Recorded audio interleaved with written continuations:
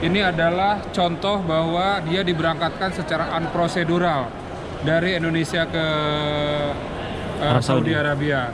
Ini kebanyakan mereka memakai visa ziarah yang digunakan untuk bekerja di sini. Kita berdiri bisa sedikit stop. Bismillah. Ambil tarik.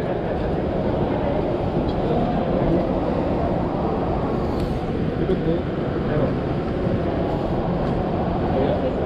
Gimana Bu? Nyaman?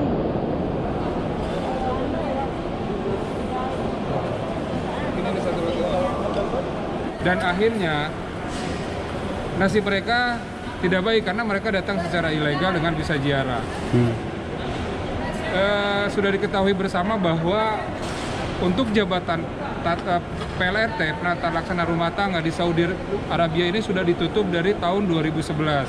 Bahkan sudah dikukuhkan di dalam Permenaker 260 tahun 2015 yang menyatakan bahwa pemerintah Indonesia tidak akan menempatkan lagi kembali untuk jabatan PLRT ke Timur Tengah. Salah satunya adalah ke Saudi Arabia. Tetapi apa yang terjadi tetap saja, walaupun demikian mereka didatangkan dengan visa ziarah. Itu Visa turis ya Pak ya? Bukan visa ziarah. Dengan visa ziarah. Visa ziarah itu menyalahi aturan Saudi Arabia untuk digunakan bekerja di Saudi Arabia. Tentunya ini merupakan korban-korban dari orang-orang yang memang tidak bertanggung jawab di Indonesia. Biasanya orang tersebut bekerja sama dengan oknum dari Kedutaan Besar Saudi Arabia yang ada di Jakarta. Insya Allah. Dengan memberikan visa ziarah untuk warga negara Indonesia yang akan bekerja ke luar negeri, khususnya ke Saudi Arabia untuk jabatan pembantu rumah tangga.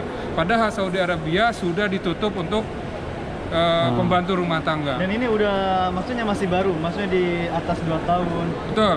Ini mereka kebanyakan baru 5 bulan, 6 bulan, bahkan 1 tahun. Tetapi dia udah melarikan diri dari penggunanya karena memang diperlakukan tidak baik oleh penggunanya. Karena penggunanya udah merasa bahwa mereka membeli warga negara kita ini dengan biaya yang mahal. Jadi maksudnya sekarang yang harus untuk bisa kerja itu tetap dengan visa kerja, jangan memakai visa ziarah. Jadi intinya, nanti kalau ada kasus seperti ini atau gimana? Betul. Jadi sesuai dengan Undang-Undang Nomor 18 Tahun 2017 tentang pelindungan pekerja migran Indonesia, bahwa warga negara Indonesia yang akan bekerja ke luar negeri harus melalui jalur yang benar, jalur yang prosedural, jalur yang sesuai dengan Undang-Undang 18 2017 sesuai dan peraturan pelaksanaannya, bahwa mereka bekerja harus secara resmi dengan cara majikannya atau perusahaannya di negara penempatan membuat JO tersebut dibawa ke KJRI, ke perwakilan di endorse, baru JO yang sudah di endorse itulah sebagai legalitas bahwa perusahaan yang ada di luar negeri bisa memanggil atau bisa mempekerjakan warga negara Indonesia untuk bekerja di luar negeri. Dari banyaknya TKW ini, apa saja mungkin kasus-kasus yang masuk ke KJRI? Untuk kasus banyak sekali, termasuk Saudi Arabia ini adalah negara yang memang sudah ditutup dari 2011 ya. Untuk jabatan pembantu rumah tangga. Ini kenapa ditutup? Karena memang banyak kasus. Yang pertama adalah unpaid salary atau gaji tidak dibayar. Yang kedua adalah penganiayaan. Yang ketiga adalah pemerkosaan. Yang keempat, mereka diperjualbelikan dari dari majikan ke majikan seperti itu. Seperti itu. Dan untuk menangani kasus seperti ini, bisa terbang seperti ini berapa lama atau seperti apa prosesnya? Nah, mereka beragam-ragam, mereka banyak tidak sama proses penyelesaiannya dikarenakan memang kasusnya berbeda. Ada yang mereka sudah dibalak huruf, ada yang mereka sudah masa visa ziarahnya selesai, ada pula yang mereka tidak diberikan exit oleh kafilnya, sehingga kita harus berusaha membuatkan exit atau meminta exit. Akhirnya kita harus berusaha melalui pengadilan Maktab Amal untuk dapat exit mereka. Insyaallah. Berarti yang nggak dapat exit bisa Pak, kalau di shelter seperti ini? Ya bisa. Kita harus proses dengan pihak dibantu oleh pihak pemerintah Saudi Arabia di sini. Dan sekarang apa perbedaannya antara shelter sama tarhil? Kalau shelter itu sebetulnya adalah rumah singgah yang ada di KJRI Ya. atau perwakilan di negara manapun, misalkan seperti di Timur Tengah, Asia Pasifik, itu biasanya ada shelter. Ada shelter. Karena memang ada warga negara Indonesia yang bermasalah dan perlu dibantu oleh pemerintah melalui perwakilan KJRI atau KBRI. Tapi kalau Tarhil itu adalah lembaga pemerintahan di bawah Kementerian Dalam Negeri kalau nggak salah, Arab Saudi, untuk melakukan deportasi terhadap warga negara asing yang bekerja secara ilegal atau menjadi overstay yang di negara Saudi ini. Seperti itu ya. Baiklah, terima kasih banget atas informasinya Pak Yusuf. Masya Allah, ini sangat informatif banget. Dan mungkin terakhir bisa disimpulkan dari informasi tersebut. Pesan-pesan. Pesan saya, Pesan-pesan buat Ya. para TKW. ya, Pesan buat kami berpesan kepada calon TKI khususnya yang ada di dalam negeri, tolong sebelum mau bekerja ke luar negeri, pastikan bahwa teman-teman calon PMI itu diberangkatkan dengan cara sesuai dengan aturan yang berlaku di Indonesia, dengan cara prosedural, dengan cara yang baik. Jangan lupa harus melihat siapa yang membawa kita dan apakah dia itu sponsor, calo atau enggak. Dan yang perlu diketahui satu adalah kita harus mengetahui identitas sponsor kita di Indonesia, baik rumahnya, keluarganya. Jadi kalau terjadi sesuatu atau teman-teman CPNI ternyata diberangkatkan secara ilegal ke luar negeri, maka keluarga di Indonesia bisa mengejar sponsor atau calon. Mereka bayar tiketnya sendiri atau seperti apa? Mereka ada, kalau memang mereka tidak mampu, biasanya pemerintah kita membantu, ya. Tetapi kami mengejar kepada sponsor atau calonnya di Indonesia supaya bertanggung jawab bagaimana dia bisa bertanggung jawab untuk memulangkan dengan dengan biayanya sendiri seperti itu. Terus kira-kira di antara teman-teman kita pernah nggak yang ada kasusnya seperti di Balak Surto, Pak? Pernah nggak menangani yang Balak Surto? Balak Surto itu termasuk salah satu kasus yang susah juga diselesaikan. Balak Surto itu adalah kasusnya seperti mereka lari dari rumah majikan, tetapi majikan memfitnah warga negara kita yang lari itu ke polisi bahwa mereka sudah mencuri uang, mencuri HP atau mencuri barang apa, sehingga mereka statusnya ada Balak Surto dan itu tidak bisa pulang sama sekali kecuali mereka diurus datang ke kantor polisi di mana majikan itu melaporkan, dan majikannya harus juga dipanggil dan diperiksa apakah betul nggak laporannya itu benar-benar atau tidak. Tapi kebanyakan orang Indonesia itu ya tidak melakukan hal seperti itu. Itu akal-akalan dari majikan saja. Kenapa? Karena mereka merasa rugi, merasa kesel bahwa mereka sudah mengeluarkan uang banyak untuk mendatangkan pembantu rumah tangganya dari Indonesia, tiba-tiba setelah di rumahnya kabur. Tapi harus catatan juga, kenapa warga kita yang bekerja di rumah majikan itu kabur? Karena mereka mendapatkan perilaku yang tidak baik. Kenapa warga negara Saudi atau Timur Tengah suka dengan orang Indonesia? Karena orang Indonesia itu rajin, penurut gitu kan. Tetapi kalau diperlakukan tidak baik, ya mereka juga manusia, mungkin merasa sakit dan mereka akan kabur seperti itu.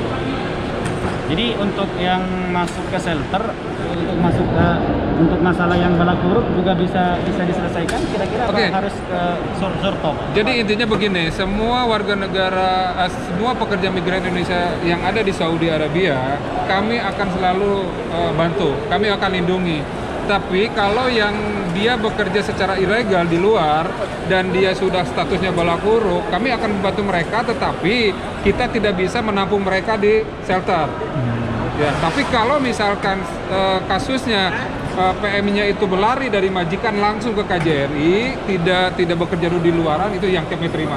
Seperti Mbak di sini, seperti PMI di sini, mereka ini adalah yang kabur dari rumah majikan langsung ke shelter, langsung ke KJRI kita. Jadi dia tidak mengenal dunia luar dulu di Saudi Arabia atau tidak bekerja di luar dulu.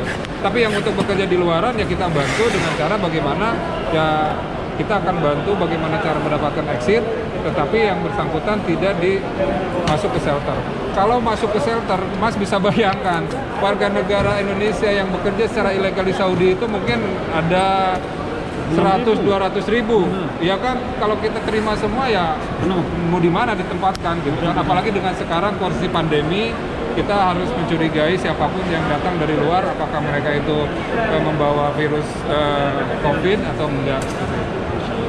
Jadi buat teman-teman yang dari kemarin banyak yang komen ketika lapor ke KJRI katanya tidak ditanggapi, sebenarnya kalau menurut kita bukan tidak ditanggapi ya, tapi saking banyaknya aduan yang masuk ke KJRI, saking banyaknya masalah dari teman-teman kita yang diterima oleh KJRI, sebenarnya bukan nggak direspon. Apa sih maksudnya? Kira-kira jawaban dari Bapak langsung seperti apa? Banyak teman-teman yang mengatakan bahwa Betul. KJRI ini kurang respon buat teman-teman kita yang bermasalah. Jawaban langsung dari Bapak kira-kira? Ya mungkin masyarakat bisa menilai sendiri. Ini salah satu contohnya, kita udah menjelaskan dan kita bukan pertama kali ini saja. Ini hampir setiap penerbangan kita melakukan seperti ini. Ya mungkin teman-teman juga ya karena mungkin udah lama di sini mau pulang itu memang tidak selesai ya, mungkin ada laporan-laporan yang tidak langsung kita tanggapi. Karena apa? Karena memang laporan kami itu bisa dalam sehari itu bisa 20 rata-rata.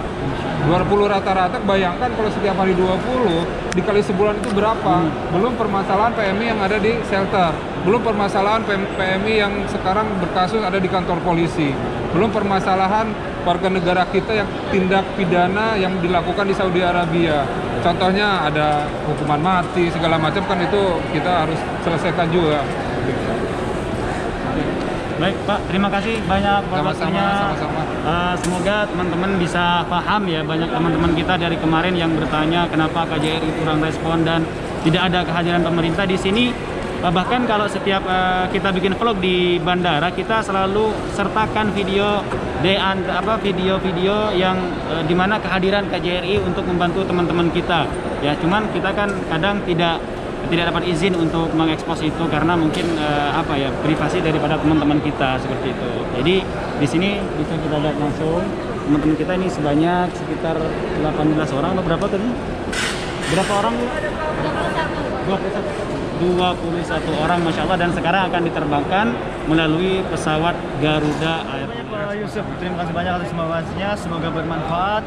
Baiklah, mungkin hanya ini sih yang bisa saya informasikan untuk kalian semua dari Bandara King Abdul Aziz Jeddah. Masya Allah, jangan lupa untuk dukung terus channel ini dengan cara like dan subscribe dan juga share ke sosial media kalian, biar saya bisa semakin semangat untuk bisa informasikan beberapa informasi yang informasi penting seputar Arab Saudi, seputar warga negara Indonesia yang ada di Arab Saudi. Saya dan Curer dan rekan saya Khairul Azam Al-Farizi Yang jadi kameramen. jangan lupa untuk share info ini biar WNI yang lain juga tahu informasi terbaru seputar Arab Saudi. Terima kasih. Wassalamualaikum warahmatullahi wabarakatuh. Waalaikumsalam warahmatullahi wabarakatuh. Sama-sama. Aduh, jadi ingin ikut pulang juga nih. Ayo ke Lombok juga ya. Insya Allah.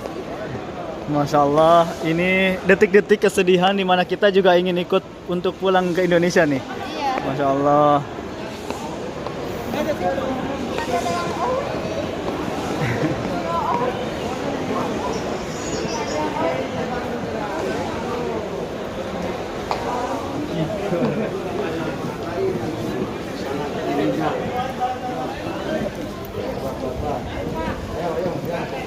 Pak, nuhun. Ya, sami-sami. Kakak Saudi deh ya. Ambil Samsung.